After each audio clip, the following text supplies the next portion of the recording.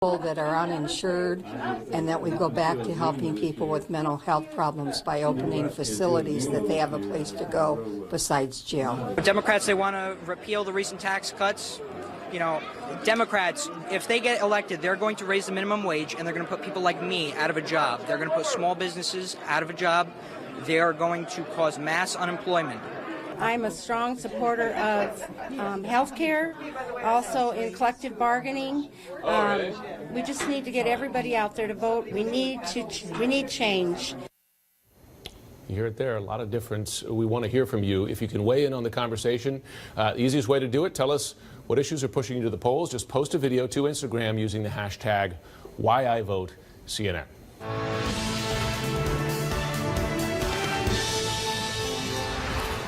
A good Tuesday morning to you. I'm Jim Sciutto in Washington. This morning, Turkey's president calls journalist Jamal Khashoggi's death a pre-planned, ferocious murder. That's a complete rejection of the Saudi claim that the death was an accident, a rogue operation. CIA Director Gina Haspel, she is in Turkey today. A source telling CNN she is there to address the investigation into Khashoggi's death. Also happening this hour, a showdown face-to-face in Moscow. U.S. National Security Advisor John Bolton meeting with the Russian President Vladimir Putin. This after President Trump says that he wants to withdraw from a key Reagan-era nuclear weapons treaty. This is all happening just 2 weeks before the midterms here, as early voting is already underway, and the president is returning to a familiar 2016 playbook. Fewer facts, a lot more fear. Will it work again? Joining us now to fact-check some of those claims, CNN White House correspondent Caitlin Collins over there at the White House this morning. So, Caitlin, let's start with this new tax cut that the president is promising that seemed to surprise members of his own party. It certainly did, especially Republican leaders who are referring comments on this back to the White House. And we asked the president about this yesterday as he was leaving the White House to go to that rally in Texas. This is what he had to say about what his plan is. We're going to be putting in a 10% tax cut for middle-income families. It's going to be put in next week. 10% tax cut.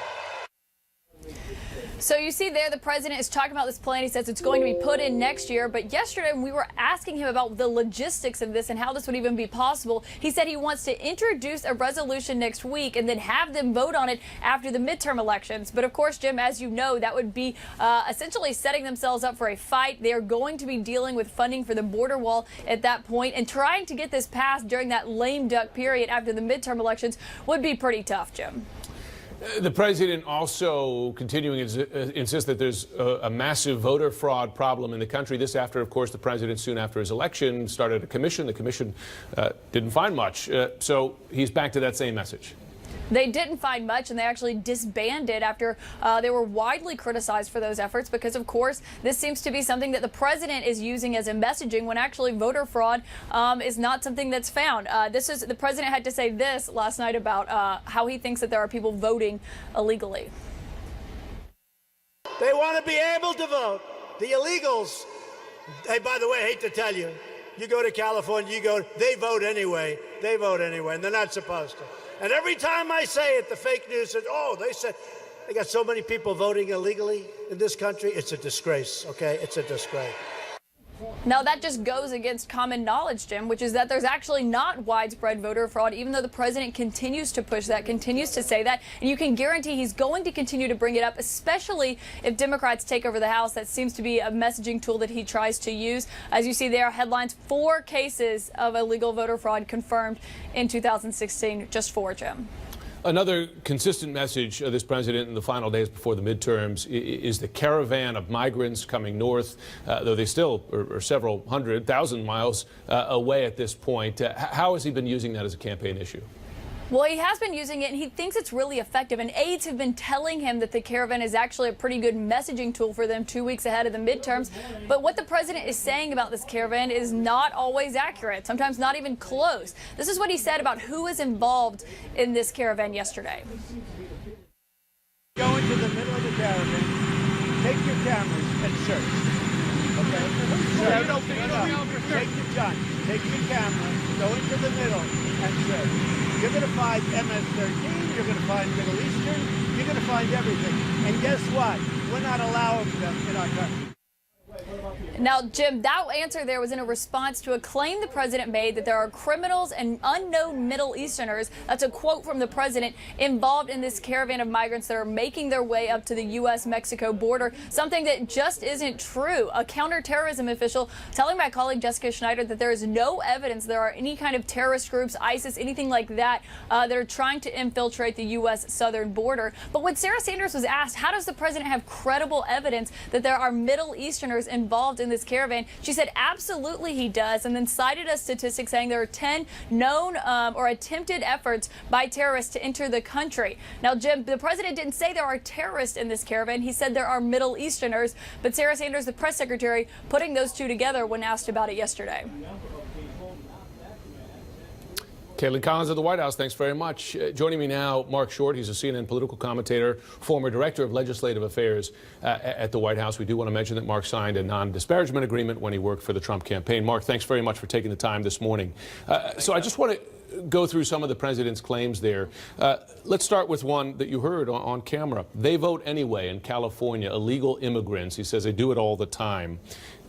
There's no basis in fact for that. Why does the president repeat that claim? Well, I wish we could get more focused on just looking at where there is, in fact, voter fraud and trying to tackle that. So we can argue that it's wrong to say it's widespread because it's more limited, but at the same time, we should be focused on making sure there's none, and that should be our goal. In many cases, but the president, Mark, to be fair, you know this is a consistent message. The moment he arrived in office, he started a commission. He claimed millions without basis. His commission found no evidence of that. And I'll just cite Washington Post's report, 135 million votes in the 2016 election, 4 accounts of voter fraud. Loyola Law School found 31 instances of attempted voter fraud from 2000 to 2014.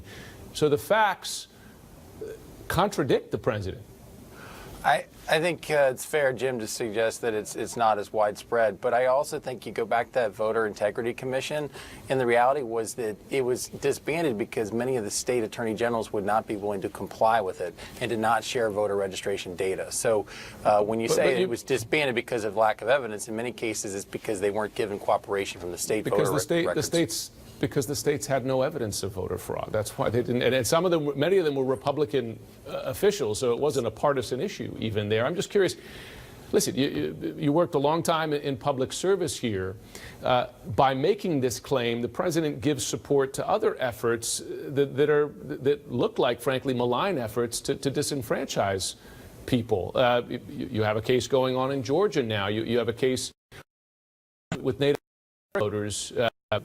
Does that not concern you? Sure. No, we shouldn't be looking to disenfranchise anybody, Jim. That's reality, and the right to vote is one of the most sacred rights we have in this country, and we should be protecting it for everybody. And we should be encouraging everybody who can legally vote to get out and vote, undeniably. Fair. Okay, fair enough. We agree on that. I mean, here's the question, and this is just the ultimate curiosity. I mean, the president, as these midterms approach, he has issues, he has successes to run on. Job figures are fantastic.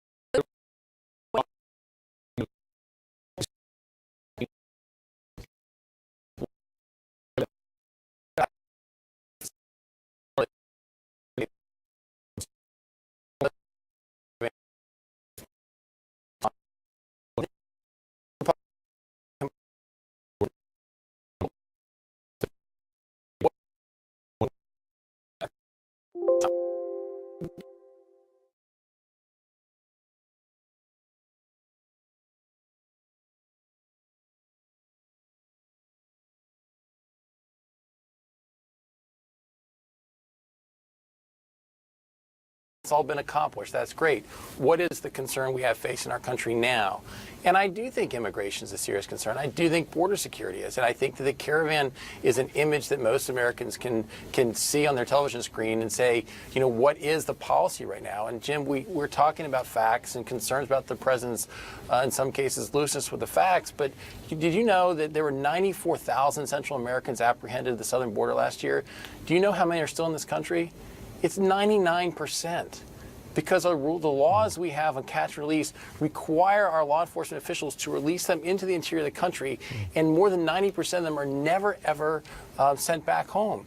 In fact, the number that are apprehended in the United States alone, the number that are apprehended in 48 hours is the number that get returned the entire country during the course of the year, whereas everyone else gets allowed back in. But why Republicans control both houses of Congress? Yeah. You're right, They've had Jim. majorities in both the last 2 years. And the fact that the president will often say Democrats block legislation to address these issues, but the fact is both Democratic and Republican lawmakers have voted against multiple attempts to address this. So whose responsibility is it? You have a Republican president, Republican Senate, Republican House. I think it's fair to say that both parties have failed on it. It's one of the reasons American people elected Donald Trump to become president was to fix it. But let's keep in mind, in the Senate, we still need 60 votes to pass anything. So when we were trying to find and actually offered a pathway to citizenship for DACA participants in exchange for border security, we couldn't get the necessary number of Democrat votes to get to 60 votes, Jim. So that is one of the president's frustrations as well. When you hear him talk about the filibuster and needing to eliminate it, it's his concern that right now he needs to go get about 10 Democrat votes in order to get the border security elements accomplished. Mark Short, it's always good to have you on. Thanks, Jim. Thanks for having me. We'll talk again.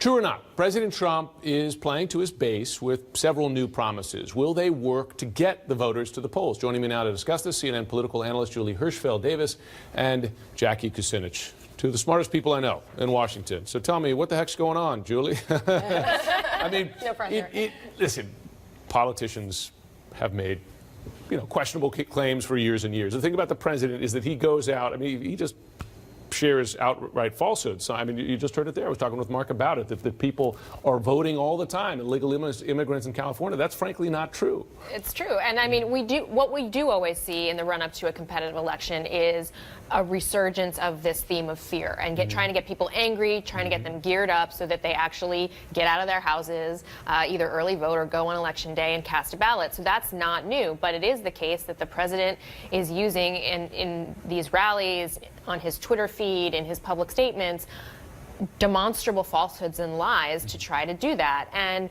I think it's very difficult when he is flooding the zone with so many. You just went through a few of them. We have his unfounded claims on the caravan, these allegations about illegal voting, this made-up tax cut that somehow is going to materialize in the next 10 or 12 days, or maybe right after the election, which none of the other people in his party or even in the White House think is likely to happen. But the question is really, there's only a few days. There's about a week and a couple days until the election. Voters don't really have the ability to see through some of these mistruths, and he is banking on the fact that people will get excited, they will get angry, they will get motivated in hearing these things. And I think for a lot of Republican candidates who are struggling to hold on to their seats in competitive races, that's their best hope of getting people out to save their butts. I watch my Facebook feed sometime, and I got a lot of family in the South, and those issues of the MS-13, the ISIS fears about the caravan. Even though we asked a senior counterterrorism official, are there terror suspects in this? We do not see any evidence that ISIS or other Sunni terrorist groups are trying to infiltrate the southern U.S. border. That's from a Trump-run agency, right? Run by a Trump appointee. Right, and the intelligence community says that Russia interfered in the election. Trump doesn't care. I think what we're looking at is back to basics for the Trump campaign. I'm old enough to remember when Hillary Clinton was on death's door and didn't have the stamina to be president. She's still alive, just so we're clear. So this is something that has worked for Trump in the past, and he's hoping that it's going to work going into the midterms. And what's interesting, usually during a midterm election, and Julie and I have been through several of them, as have you, it usually is all politics are local. You hear that over and over again. Well, this year, Trump is really trying to nationalize it, saying he said it. Look at my name on the ballot. All politics are me, is what he's saying, and hoping that works. And right now, we're seeing that Republicans are getting more excited to vote. It started during Kavanaugh, and it is helping these Republicans that may be in districts that maybe leaned a little more red. They're seeing more momentum now. Now, Democrats have more money. They already had a lot of enthusiasm. We'll see how it plays out down the stretch here, because Julie's right. there isn't a lot of time for voters Right. to check these claims that the president's making. You know, it's interesting. The claim about this middle-class tax cut, it seems to acknowledge a vulnerability, right? Because the corporate tax cut was largely, 90% of the cut went to corporations, smaller for folks in the middle class, working people.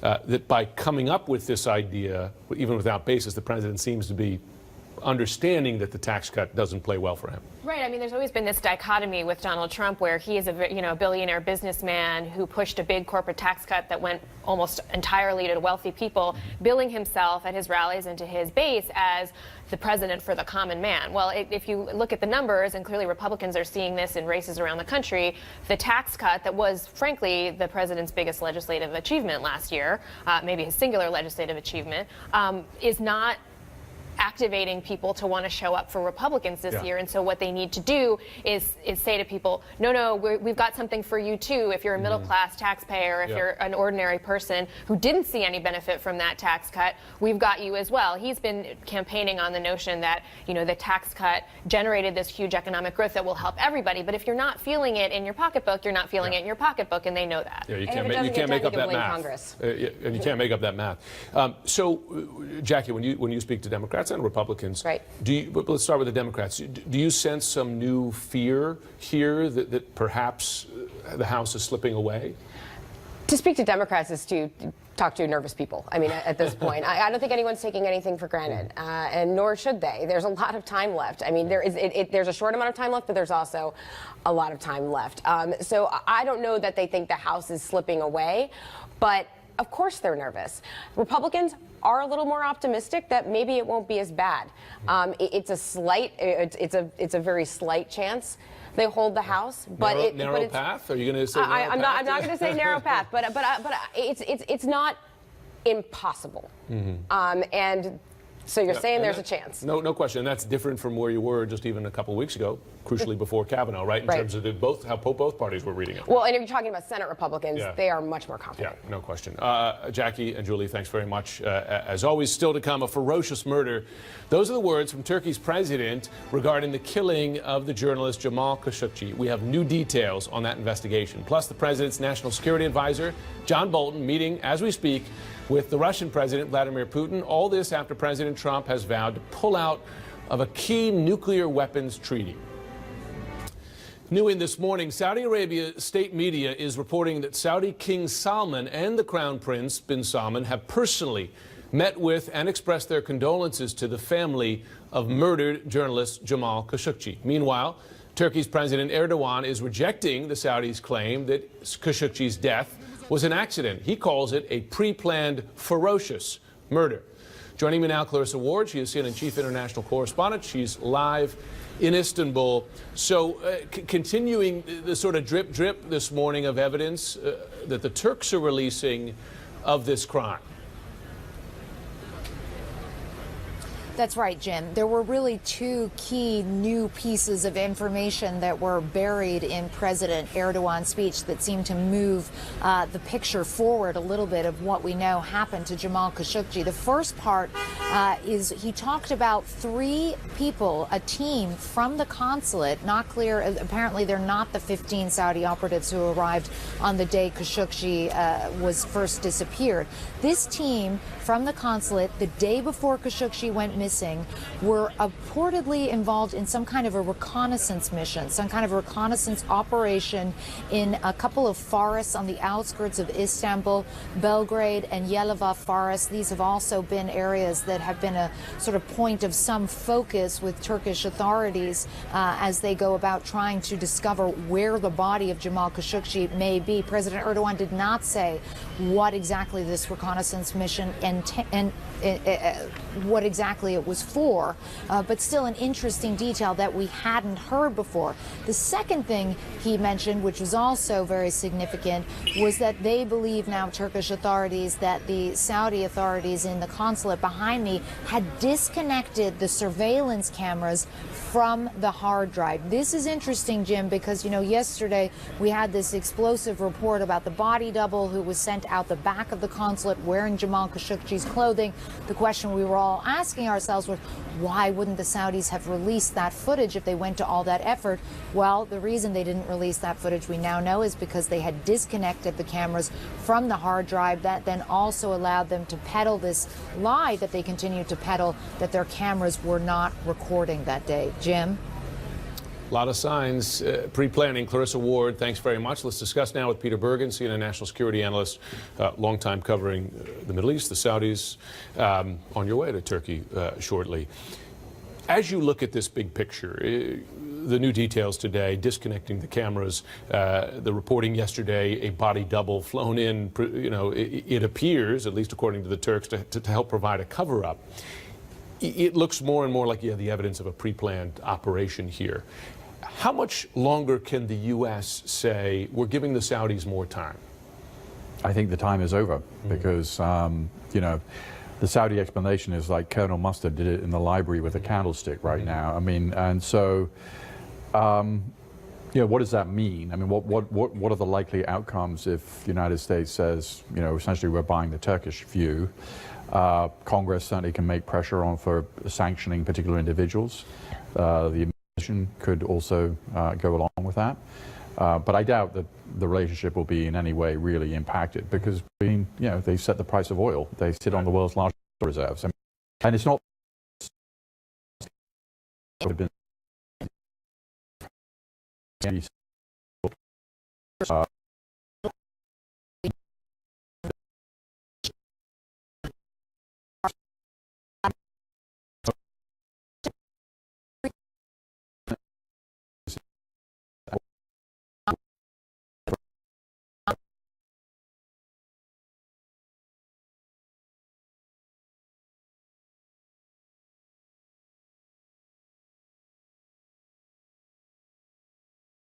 no longer going to support this war in Yemen.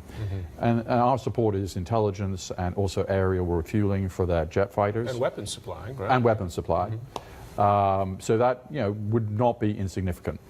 To them, and meaning significant enough to potentially stop that war? I don't think it's on their border, and they have, you know, a pretty big military. But it would interfere with their ability to do the operations they're doing. But it wouldn't. I don't think it would end it at all. Now, there are a lot of axes to grind in this story. The Turks, of course, they have their own issues with Mohammed bin Salman.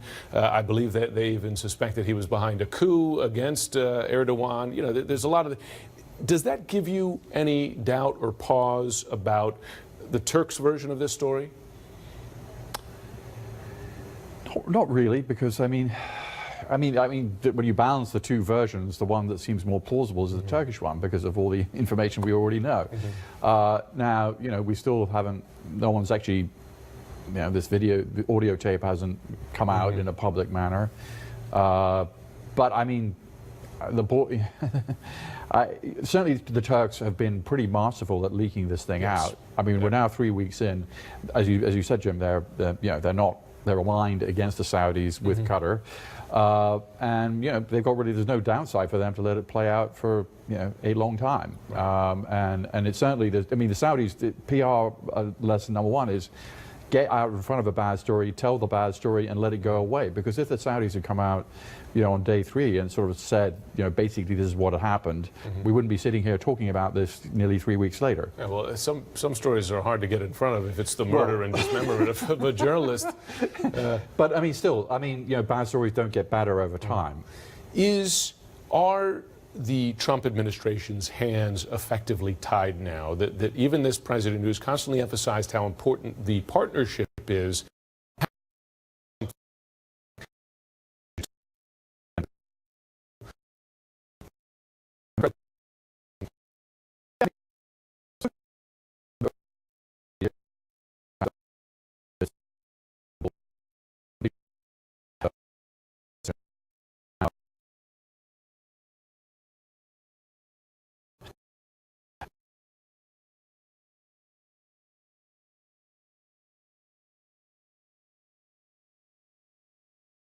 Security advisor John Bolton is scheduled to meet with the Russian President Vladimir Putin to talk nuclear weapons. The high-stakes meeting comes after President Trump suddenly announced plans to pull out of a decades-old nuclear weapons treaty between the U.S. and Russia. CNN senior international correspondent Matthew Chance is in Moscow. Do we know if Bolton and Putin have made any progress? We don't. In fact, there's a bit of radio silence around that meeting at the moment because it's not quite clear whether the meeting's actually begun, and we don't know whether there's going to be any video access to it either, in terms of knowing what they're going to say or what comments they may make afterwards. But we know the meeting is intended to formally have the U.S. National Security Advisor brief the Russian president on the reasons for President Trump's decision to leave the Intermediate Range Nuclear Forces Treaty, the INF Treaty. It's something the Russians have expressed concern about. They've said it deals a serious blow to the efforts towards denuclearization around the world, and they've said they will respond in kind if the United States develops that type of intermediate range nuclear weapon. But I think there's also a degree, and John Bolton's acknowledged this earlier, there is some appreciation for some of the reasons why the US is doing this. There is some sort of sympathy in some Russian circles, including with Vladimir Putin, about the fact that the treaty only covers Russia and the United States. It prevents them from developing those kinds of missiles, but doesn't stop other countries, particularly China, which is a friend at the moment of Russia, but a regional rival as well, from developing those kinds of missiles. And that's something that's miffed the Russians and the United States for many, many years now. And so, I think there'll be a degree when John Bolton stands there in front of Vladimir Putin and explains what the US concerns are about the INF. Yeah. Jim. Of course, leaves open the question, is it better if none of those parties is restricted by such a treaty? Matthew Chance in Moscow. We just have some news into CNN, this regarding the Khashoggi murder investigation. The Vice President, Mike Pence, just saying that the CIA Director, Gina Haspel, has now arrived in Turkey. She is on the ground, and in the Vice President's words, she is reviewing the evidence in the alleged murder of Jamal Khashoggi. He goes on to say we're going to follow the facts. Of course, reviewing the evidence, that raises the question as to whether the director of the CIA is able to view the tape that Turkish officials say, audio tape that Turkish officials have claimed they have, that recorded the moment of Khashoggi's death. Pence went on to say that the U.S. will get to the bottom of this matter. Again, the CIA director on the ground there in Turkey now reviewing the evidence in this alleged murder. Coming up, it is more than just a Senate seat at stake in the state of Montana. For President Trump, it is very personal. We're going to tell you why. That's next. Before Georgia's candidates for governor face off in their first debate, Republican Secretary of State Brian Kemp is facing allegations in court today that he and other county officials are excessively rejecting absentee ballots, specifically from minority voters. And this morning, the Democrat Stacey Abrams explaining her presence at a 1992 protest that included burning a Georgia state flag. That protest, part of her opposition to Confederate symbolism. Drew Griffin joins me now. Drew, let's start with this lawsuit against Kemp. What's behind it specifically? Basically, it's a big suburban county, Gwinnett County, suburban county of Atlanta, that seems to have a very high rate of rejecting these absentee ballots. Some 600 ballots or so have been rejected. That makes up about, if I'm going to give you some statistics, Jim, 35% of all absentee ballots statewide, even though this one county accounts for only 6% of the ballots. So what the ACLU and others are doing is asking a judge to get this stopped, to at least have this county, which says, among other things, it's rejecting these ballots because the signatures either are not there or don't match what's on the voter registration card, get them to hire an actual handwriting analysis if they're going to use this kind of handwriting to throw out ballots, and also to set up a better system for notifying these voters that their ballots have been rejected so they can still vote in these elections, either early voting or getting another absentee ballot. That's going to take place this afternoon. To be clear here, Kemp, as Secretary of State, though he's running for governor, he's still overseeing his own election. Yeah, in general terms, and that's why you're seeing, these voter suppression allegation lawsuits coming out one after another. But keep in mind, Brian Kemp does not run Gwinnett County, so these are county officials who are supposedly denying these ballots. He is being sued because, as you say, the Secretary of State, who is running for governor as a Republican candidate, oversees the overall elections in the state of Georgia. So let's talk now about Stacey Abrams, of course, his opponent for governor. The New York Times reporting that she attended a protest in 1992 during which the Georgia state flag, which included a Confederate design, that it was burned there. What more do we know about that? Yeah, no denial at all. The picture's right there. That is Stacey Abrams, one of the students from Spelman College. This is 1992. They're not denying it was her. They're not denying that they burned that flag, which, had the Confederate stars and bars on it at the time. The campaign sent out a statement just saying this was during Stacey Abrams' college years, and Georgia was at a crossroads struggling with how to overcome racially divisive issues, including symbols of the Confederacy. So they're not denying this. They're just reminding everybody this was 1992. Stacey Abrams, a college student here in Atlanta. This all comes up before the first actual debate between these two people, Jim, which is tonight. Drew Griffin, thanks for following that story. Fascinating to watch. To another key race, this one in Montana, and for the president, a personal one. He blames the incumbent Democratic Senator Jon Tester for derailing his pick to head the Veterans Affairs Administration. CNN chief political analyst Gloria Borger, she has more. Donald Trump jetted into Big Sky country, and he was on the hunt. Jon Tester led the Democrat mob in the effort to destroy the reputation of a great man, Admiral Ronnie Jackson. Tester opposed the president's favorite, the White House doctor, to run the Veterans Administration. This doctor has a problem because he hands out prescriptions like candy. In fact, in the White House, they call him the candy man. Jackson withdrew, Tester is running for re-election, and Trump has tightly embraced his opponent, Matt Rosendale. And Rosendale hugs him right back. And I will stand in strong support of President Trump because the work that he's doing really is making America great again. The race is up for grabs because Montanans pride themselves on their voting independence. Mick Ringsack is a lifelong Republican who supports Trump. If the election were today, I'd vote for him again. He also supports Tester in a state with the second highest per capita veterans population in the country. John was working for veterans before he was even sworn in. You think there are a lot of people who will split their ticket? I do. Oh, Montana's got a history of splitting tickets. You know, we got a Democratic governor, a Republican attorney general, one Democratic senator, one Republican senator. Donald Trump won the state of Montana by 20 points. So Tester walks a fine line, careful not to take on the president directly and also point out how many of his bills the president has signed. He's been here 3 times. His son has been here. He tweeted about you and Dr. Ronnie Jackson. Is he doing payback here? What do you think this is all about? No, I mean, what I think it's about is him loving Montana. Tester is Montana born and bred, a 3rd-generation dirt farmer who still works the land on weekends. He's now asking for a 3rd term. Rosendale, who made a fortune in Maryland real estate, moved to Montana in 2002, became a state senator, and is now the state auditor. But Tester says Rosendale is not Montana enough. He's an East Coast developer from Maryland that came to the state and bought a ranch and claims to be a rancher but has no cows. Montana will never fall for Matt Rosendale's load of bull. He was elected in his district as a Montana legislator.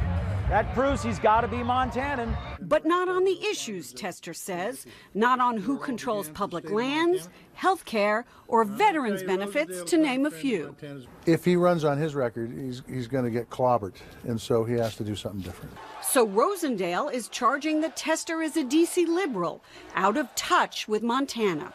When he does show up, Tester's like all the other liberals. We need to send President Trump some conservative reinforcements. But unlike Trump, who lately is a chatty media-seeking missile, Rosendale drives away from his own Trump rally, right past reporters. He's got to get going. And into the night. Gloria Borger, CNN, Missoula, Montana. One of many bellwether races this cycle. Coming up now, some news just into CNN. Sad news about former Supreme Court Justice Sandra Day O'Connor, the first woman to sit on the court.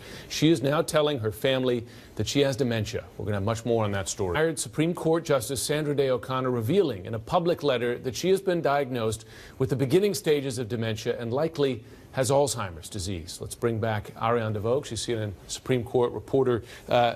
sad news under any circumstances. O'Connor, in particular, a revered figure on the court. Oh, absolutely. In her letter, she says she has the beginning stages of dementia, probably Alzheimer's. Keep in mind, she was put on the bench in 1981 by Ronald Reagan, the first female on the bench. She actually retired in 2006 because her husband had Alzheimer's and she wanted to take care of him. So both her husband and Ronald Reagan ended up with this disease. But no question about it, she blazed trails on the bench. She was inspired millions of not only female lawyers, but the current female justices on the Supreme Court. And when Reagan announced that he was going to put her on the bench, he called her truly a person of all seasons. Keep in mind, she grew up on that Lazy Bee Ranch in Arizona. She's always talked about independence and self-reliance, but she was also a really important vote on the Supreme Court. She was a swing vote before Anthony Kennedy, and she ended up issuing those really strong votes in the areas of abortion, affirmative action, and Bush v. Gore. And, you know, the court is a very small community, and the Chief Justice, he issued a statement just now, and he said he called her a towering figure in the history of the U.S. and the world. So sad news, but she's always straightforward, and she sent out this letter and signed it herself. Sad herself, her husband, and of course the president, as you said, who appointed her, becoming more of an American story to face this kind of thing around the Dow tumbling right now, down big. It was more than 400 points, now just under that, about 380 points. Let's check back in with CNN politics and business correspondent Christina Alessi. She is on the floor. What do we hear is behind the drop? Pessimism is taking hold. Investors are really worried about a global slowdown as a result of these trade tensions, specifically between the U.S. and China, rising interest rates that's going to make borrowing more expensive, and then this overall feeling that really this is as good as it's going to get in terms of corporate profits, and that is really the bedrock of the market. And we got more evidence of that today when Caterpillar, really a bellwether for the market, an industrial machine maker, came out and said rising material costs may have a negative impact to its business, and that is as a result of steel and aluminum tariffs, Jim. So companies are really trying to calm the street down, trying to calm Wall Street down and put a positive spin on this, but investors are seeing right through it, and they're actually even ignoring the positive news, because we had companies like Verizon and McDonald's, for example, beating expectations, and that's completely being overshadowed. I think where we go from here, I think investors are going to look at earnings from major tech companies later on this week. They're also going to look at economic data to see how this trade war is impacting global growth.